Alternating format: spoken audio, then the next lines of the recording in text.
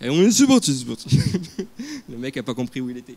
Du coup, qu'est-ce que c'est la créativité levée de marketing à la performance? En fait, dans tout ce qu'on fait Blue Lemon, quand on a créé Blue Lemon, on est de 3 expertises différentes qui étaient la strat, la création de contenu et toute la partie perf. Et en fait, quand on a créé Blue Lemon, ce qu'on faisait n'existait pas, qui était de faire les 3 en même temps, de faire en même temps la strat, en même temps la créa et en même temps la perf, qu'elle soit de la diffusion paid ou organique.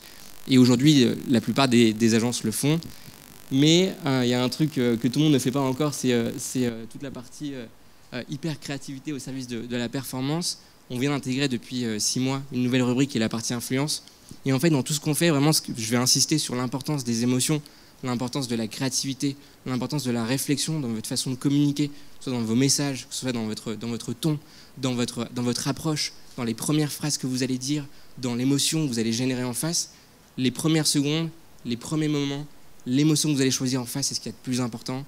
Et on parle beaucoup de techniques, on parle beaucoup de choses qu'on revoit souvent, mais il y a un truc qu'on oublie de dire, c'est quel est votre message et comment est-ce que vous adressez à la personne en face de vous, mais ça on le verra plus tard. Du coup, on va voir pourquoi est-ce que c'est important d'être créatif. On va voir comment être créatif pour la perf et comment s'adapter à son support. Alors moi, je ne suis pas du tout un expert. Moi, je suis là pour observer et parler et dire des bêtises. Si vous avez des questions hyper intelligentes et hyper sérieuses, Thibaut, il est là, ok? Bon, ça, c'est un chiffre qui est plutôt banal, mais c'est pas ça ce qu'il faut regarder, pas le temps qu'on va passer à scroller sur les réseaux sociaux. Ce qu'il faut regarder, c'est il y a beaucoup de réseaux sociaux. TikTok, Instagram, Snapchat, Twitter, on parle de Web3, on parle de communauté, on parle de micro-communauté, on parle de beaucoup de choses. On parle de BeReal depuis le Covid et encore plus en 2023 où vous êtes comme ça dans l'open space. Et d'un coup, il y a un mec qui fait « Attends 2 secondes, c'est le BeReal ». Il y a plein de trucs nouveaux, il y a beaucoup de réseaux sociaux. Comment est-ce que vous communiquez? Comment est-ce que vous adressez? Comment la personne en face de vous va s'intéresser à ce que vous faites, à qui vous êtes et comment est-ce que vous communiquez sur une plateforme en particulier et pourquoi est-ce que vous la choisissez? Est-ce que vous savez combien est-ce qu'on voit de pubs par jour? En moyenne de messages publicitaires par jour. Est-ce que vous savez à peu près? En moyenne, combien vous dites, madame? 30? Ok, c'est pas mal. Et... Ouais, tout canaux confondu. 50? Ok. Combien? 1 millier, c'est pas mal déjà. Ben, on va vous répondre. Du coup, la réponse c'est entre, waouh, suspense, 6 000 et 10 000. Donc c'est absolument énorme. Et en fait, pour pouvoir vous différencier, faire en sorte que les gens vous voient, ou que les gens cliquent, ou qu'il y ait un acte d'achat en face, ou juste une interaction, qui soit juste de visibilité, de notoriété, d'achat ou je ne sais quoi, il faut attirer la personne en face. Il faut avoir le bon message, il faut avoir la bonne émotion, il faut être là au bon moment, au bon endroit, avec la bonne façon de faire, avec la bonne façon de communiquer. Aujourd'hui, les audiences, les personnes, et ça vous le savez, nous-mêmes en tant que consommateurs, on est devenus exigeants, on est perspicaces. Il nous faut aujourd'hui, il nous faut bien plus qu'un message publicitaire pour pouvoir cliquer. Il faut quelque chose qui nous ressemble, qui ressemble à nos valeurs, qui ressemble à notre message, qui ressemble à notre marque, à notre quotidien, à notre engagement dans tout ce qu'on fait au quotidien. Et en fait, là, ce que vous pouvez voir, c'est qu'on sait des chiffres, mais dans une campagne publicitaire, ce qui va pousser à l'acte d'achat, en moyenne, c'est plus de 50% de ce que vous faites en créativité. Donc l'importance de la créativité joue un rôle majeur dans tout ce que vous faites si vous avez un objectif de conversion ou un objectif business en face qui est hyper défini et très important. On est des personnes on a besoin, le cerveau humain a besoin de voir. On a besoin de voir, on a un cerveau qui est divisé en 2, ça je vous apprends rien. Mais on a cette partie qui est très technique, on a besoin de comprendre, on est dans des parties qui sont très spécifiques, il y a une autre partie qui est très émotionnelle. On a ce besoin d'être touché, d'être sensible à quelque chose qu'on voit. Et la première chose qu'on voit, c'est une image. Et si la première image qu'on voit ne correspond pas ou donne le mauvais signal à votre cerveau, c'est un no-go. D'où l'importance d'avoir le bon visuel, encore une fois au bon endroit, avec la bonne émotion, le bon tone of voice et tout ce qui va avec. Cette vidéo n'existe plus. Excellent. Et j'espère que vous avez aimé cette vidéo, parce qu'elle est vraiment chouette. Est-ce que ça marche? Non. C'est un souci de quoi?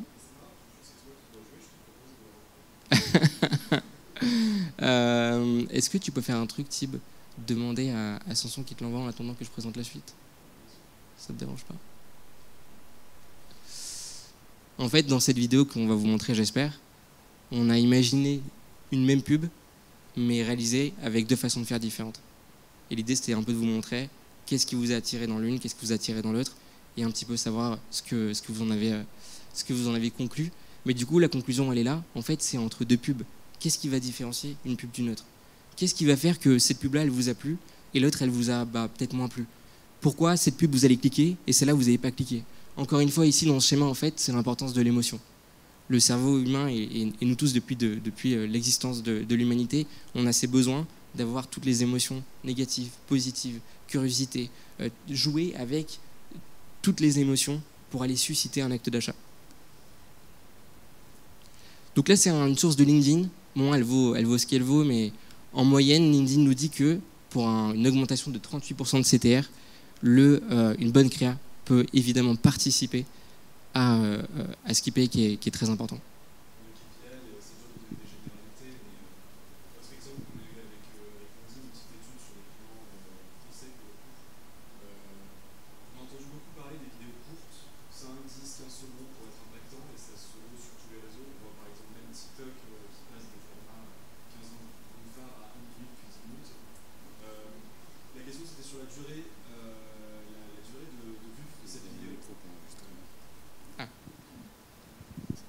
La question, c'était sur la durée de vue de la vidéo.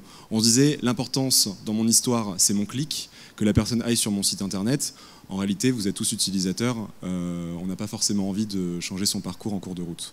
Donc la conclusion de cette étude qu'on a fait avec LinkedIn, alors pour le coup c'était une problématique B2B, c'était qu'une vidéo de 20 secondes était lue plus souvent dans son intégralité, et la durée moyenne de vue de vidéo était de 18 secondes. En revanche, des vidéos qu'on poussait de façon publicitaire ou organique, qui duraient 1 minute 30 et qui allaient à ce moment-là contre toute recommandation de nos chères régies, étaient visualisées en moyenne 54 secondes. Donc est-ce que vous préférez que votre audience regarde votre vidéo 18 secondes, peut-être clique un peu plus souvent, ou est-ce que vous préférez que celle-ci entende parler de vous un peu plus longtemps dans un objectif de mémorisation de marque? Donc là, si on parle de notoriété, 54 secondes, c'est beaucoup plus intéressant que 18 secondes, un clic, j'arrive sur un site, un rebond et je m'en vais. Voilà pour la petite anecdote.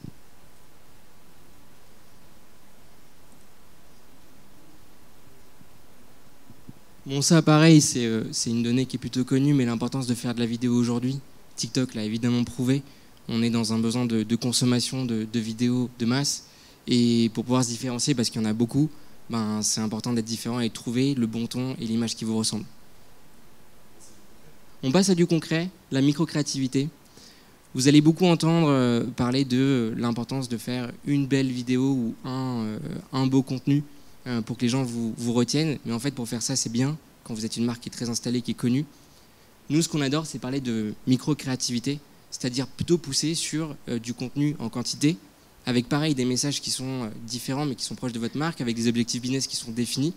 Mais plutôt qu'aller, je sais pas, passer 6 mois à aller chercher à faire une grosse vidéo, non, c'est plutôt, ok, pendant ces 6 mois, quel type de contenu je peux créer de manière récurrente pour installer mon image, pour faire en sorte que les gens me voient, m'identifient, et en fait, installer une marque sur du long terme, et au bout de ce long terme, que les gens vous connaissent, et que ça a fonctionné, cette notoriété fonctionne, là, on pourra réfléchir à une vidéo longue, à aller sur de la télé, à aller sur des budgets différents. Là, c'est intéressant, mais plutôt qu'aller se concentrer pour nous sur un combat de faire une très grosse vidéo, travailler des mois sur une prod, c'est un combat où on a besoin de vous voir. Donc tout le temps où vous n'êtes pas visible, c'est le temps où des personnes vont voir vos concurrents. Donc l'importance d'être constamment visible. Là, on va décortiquer un petit peu une vidéo de manière générale, les 4 points les plus importants. Déjà, dans un temps 1, c'est le scroll stopper. Le scroll stopper, c'est quoi? C'est le hook, c'est les premières secondes qui font que vous allez voir une vidéo. Par exemple, si je vous dis, vous allez voir ce qu'il y a dans cette boîte, dans un unboxing, ok, je veux voir ce qu'il y a dans cette boîte, les 3 premières secondes m'intéressent. Ensuite, on a la partie, après le scroll stopper, c'est les 8 premières secondes. C'est quel est le fond du message? Ok, je veux comprendre ce qu'il y a dans cette boîte, le produit m'intéresse. Raconter une histoire pour engager votre audience, donc aller susciter de l'émotion, raconter une histoire qui a du sens, qui est en lien avec votre produit, et pas juste faire un scroll stopper qui est super cool, mais à la fin, il n'y a rien à dire. Non, si à la fin, la promesse, elle ne tient pas la route, ça ne sert à rien. Et enfin, créer du contenu natif et respecter les codes des plateformes. Si vous communiquez sur Facebook, comme vous communiquez sur Twitter, bon, si vous n'avez pas compris votre cible, vous n'avez pas compris la plateforme. Chaque plateforme a ses codes, c'est important de les respecter et c'est important de les adapter en fonction de vos objectifs marketing et vos objectifs business. Et le son. Et au-delà des specs juste techniques en termes de format, de taille, d'image, de durée, etc., pensez aussi soit à simplifier, soit à complexifier le son pour attirer. Le scroll stopper et le message qu'on fait passer au départ est chouette, mais un son, aussi surprenant soit-il, peut faire vraiment la différence dans vos perfs au quotidien. Alors du coup, on va rentrer un petit peu dans l'anatomie d'une bonne créa. Donc ça, on l'a vu, le scroll stopper. On va juste vous montrer un petit peu deux schémas qui sont un peu différents. Il y en a un où vous voyez une étude avec un scroll stopper et une où vous ne voyez pas de scroll stopper. La différence, c'est quoi? Tout simplement que là où il y a un scroll stopper, vous avez déjà une première action. Donc vous avez déjà suscité un premier intérêt auprès de la personne qui vous regarde. La deuxième, le temps va être beaucoup plus loin, on parle de déjà 4-5 secondes, la personne va s'intéresser. Sauf que vous avez raté les 3 premières secondes. Les 3 premières secondes, ça peut être des centaines, des milliers, des millions de personnes qui auraient pu voir votre produit, votre service, cliquer sur la vidéo et susciter sur un acte d'achat. Là, je vous ai parlé des émotions. Il y a des émotions qui cartonnent, qui marchent très très bien. Des émotions qui sont là depuis toujours. On parle de la curiosité, comme l'unboxing. L'idée, c'est de pouvoir rester plus longtemps sur la vidéo, l'unboxing, le teaser, répondre à des questions. Est-ce que tu veux lancer la vidéo? Mais je pense que tout le monde sait ce que c'est un unboxing. Peut-être qu'on va se le remettre quand même. Ok. Et ben voilà, du coup on a fait un magnifique unboxing, il n'y avait pas de produit dedans. L'empathie, pareil, c'est important c'est bête, mais de mettre une émotion qui est en lien avec votre audience en face de vous. Top. C'est possible peut-être que ça fonctionne pas, mais c'est pas très très grave. Non, jouer sur des émotions négatives, juste avant Thibaut.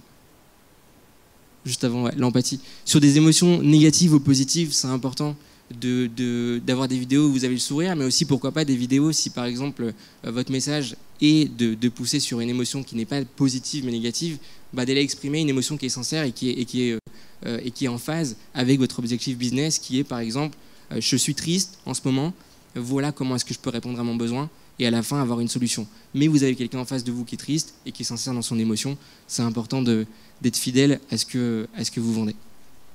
Le décalage, il y a des émotions qui sont très importantes, qu'on adore en publicité, c'est émerveiller, choquer, surprendre. Là, par exemple, j'allais dire je vous ai émerveillé. Ou peut-être que je vous ai choqué, peut-être que je vous ai surpris, je ne sais pas. En tout cas, ce qui est hyper important, c'est que quand vous faites une publicité, si vous avez au moins un de ces ingrédients, et le décalage en fait partie, d'avoir cette notion, par exemple, d'humour, quelque chose chez Blue Lemon où nous on adore, c'est aller prendre une marque et la mettre dans une zone de confort où elle n'est pas forcément à l'aise. Parce que peut-être que c'est là, en fait, l'endroit où elle doit être. Peut-être dans quelque chose, elle n'avait pas pensé. Elle a suscité une émotion qui est forte. Plus l'émotion va être forte, et plus vous êtes sûr que la personne va vous mémoriser, va vous reconnaître. Et ça, c'est très important.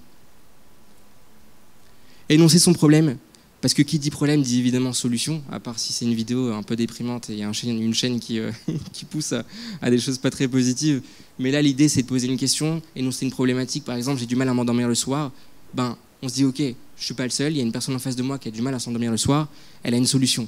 La solution, c'est quoi? On le saura un peu plus tard parce qu'elle nous raconte un petit peu comment est-ce qu'elle fait pour remédier à ce problème. Le point of view qui a évidemment cartonné qui marche depuis toujours, le POV, que vous devez voir par exemple le POV quand je sors de chez moi et vous mettez une photo en face. Ça marche très bien parce qu'en fait, c'est plus vous qui êtes dans cette situation, si vous mettez la personne en face qui s'identifie dans cette situation-là. Et donc en fait, si vous prenez votre marque et vous la mettez dans une notion de POV par exemple, vous n'êtes plus vous-même en fait, vous mettez plus vous-même dans cette situation, mais vous prenez une situation qui est valable dans la majeure partie de tous les humains et vous la faites vivre dans cette émotion et du coup, elle s'identifie. Et donc vu qu'elle a compris que vous l'avez compris, vous avez plus de chance pour l'intéresser plutôt que l'inverse. Pareil, les challenges, mais ça on n'en parle pas parce que ça a déjà vu, été revu. S'il y en a qui veulent faire des challenges ou suivre les tendances, juste attention parce que ça prend beaucoup de temps. Ça demande d'avoir une équipe en interne, ça demande d'être staffé, ça demande d'être précis, d'être rigoureux, ça demande d'être rapide. Tout le monde veut faire de la tendance, tout le monde veut être viral, tout le monde veut faire du buzz. Parfois, il vaut peut-être juste mieux aller s'aventurer sur quelque chose qui n'a pas été fait, chercher une idée qui est plus créative, plutôt qu'aller faire ce que tout le monde fait. Alors oui, vous aurez le bon hashtag, oui, vous aurez la bonne musique, oui, l'algorithme va vous kiffer parce que vous avez fait la bonne vidéo avec le bon hashtag, machin, vous allez être noyé dans une masse de poissons. Alors nous, ce qu'on aime bien faire, c'est, oui, faire de la tendance, mais pas que. Allez chercher quelque chose d'autre. Allez chercher un truc que personne n'a fait.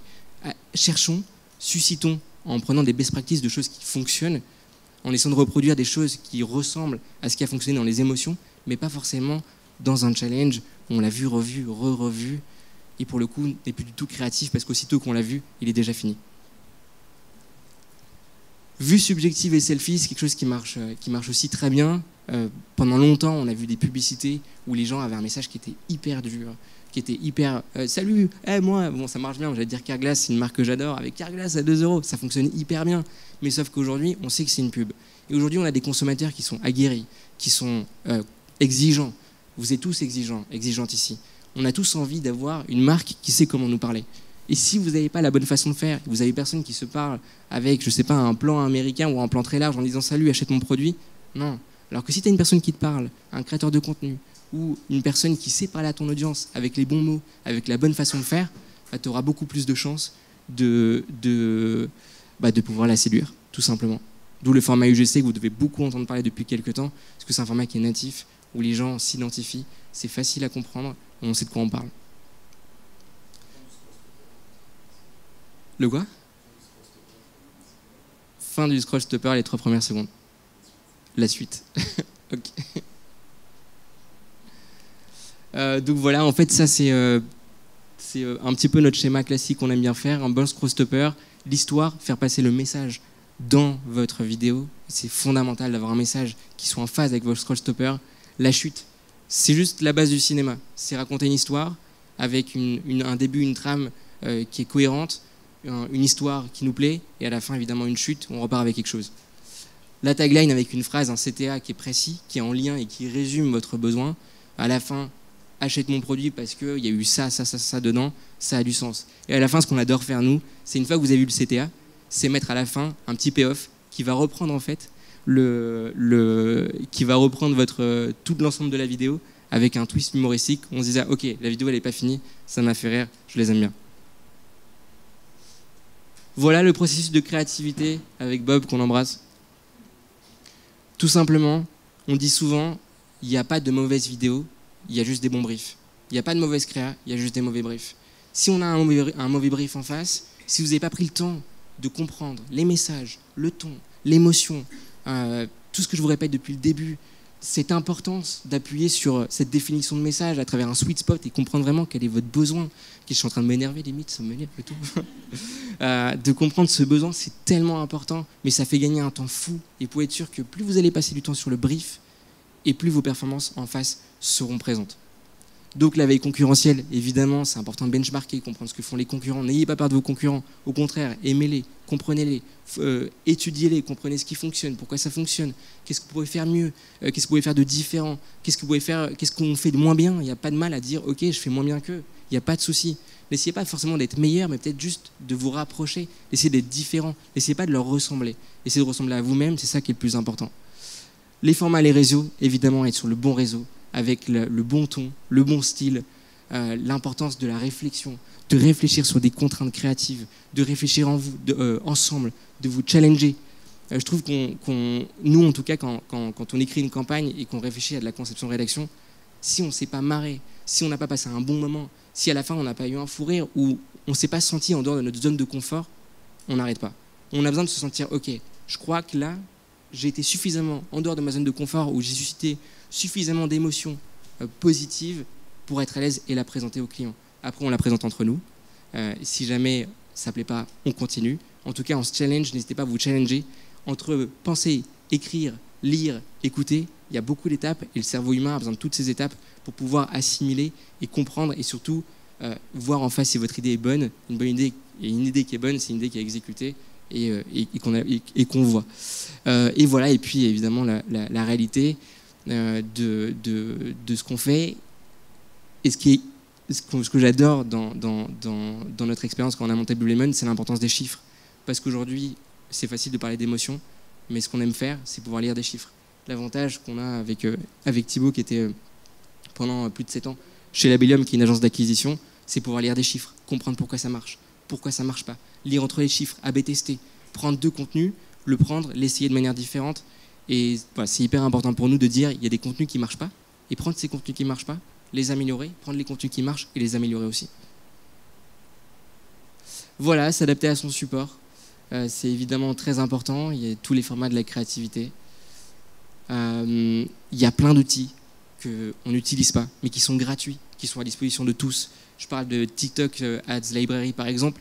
Si vous voulez regarder des campagnes de vos concurrents, c'est juste vous inspirer. Si vous voulez voir les tendances, voir ce qui fonctionne, les sons du moment, les hashtags du moment, c'est gratuit, c'est à disposition de tous et ça permet de gagner un temps de ouf. Pas besoin de payer 10 000 € chez SimilarWeb pour voir ce qui se passe chez vos concurrents. Non, il y a des trucs gratuits à disposition de tous. Vous pouvez utiliser au quotidien, pareil sur Insta, pareil sur LinkedIn ou pareil sur Taboola.